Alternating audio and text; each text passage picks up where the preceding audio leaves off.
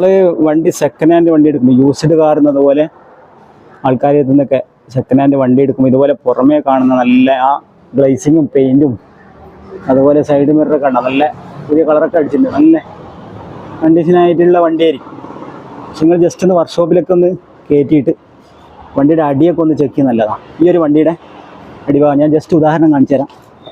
ഈ ഒരു വണ്ടിയുടെ അടിഭാഗം കണ്ട പ്ലാറ്റ്ഫോം വരുന്ന ഭാഗം നോക്കി എന്താ പ്ലാറ്റ്ഫോം മൊത്തം നോക്കിയാൽ ഉള്ളിലേക്ക് ഉള്ളിലേക്ക് പോയിട്ടുണ്ടാ നോക്കിയേ.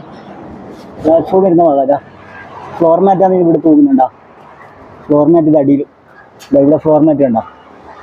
ഫ്ലോർ മാറ്റ് കാണും. ഈ പ്ലാറ്റ്ഫോം മൊത്തം പോയി, അടിഭാഗം മൊത്തം പോയി. സെൻറ്റർ ഭാഗത്ത് മാത്രം കുറച്ച് നല്ല കണ്ടീഷൻ ഉണ്ട്. ബാക്കി സൈഡ് നോക്കി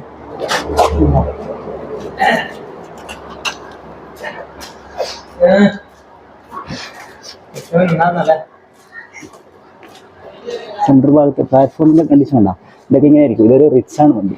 ഇയർ മാനുഫാക്ചറിങ് ഇയറൊക്കെ നോക്കി ഇതുപോലെ അതിനനുസരിച്ച് നമുക്ക് പ്രൂവ് ചെയ്യാൻ പറ്റും. കുറേ പഴക്കം ചെല്ലുന്തോറും തുരുമ്പൊക്കെ പിടിക്കാനുള്ള സാധ്യത കൂടുതലാണ്. പിന്നെ അത്രയും നല്ല മെയിൻറ്റെയിൻ ചെയ്യും. അണ്ടർ ബോഡി കോട്ടിങ് അതുപോലെ ബാക്കി മൊത്തം കണ്ടീഷൻസ് വർക്കൊക്കെ പണിയൊക്കെ ചെറിയ തുരുമ്പ് കാര്യങ്ങളൊക്കെ വരുമ്പോൾ അപ്പം ക്ലിയർ ആക്കിയില്ലെങ്കിൽ ഇതുപോലെയൊക്കെ ആയിരിക്കും അവസ്ഥ.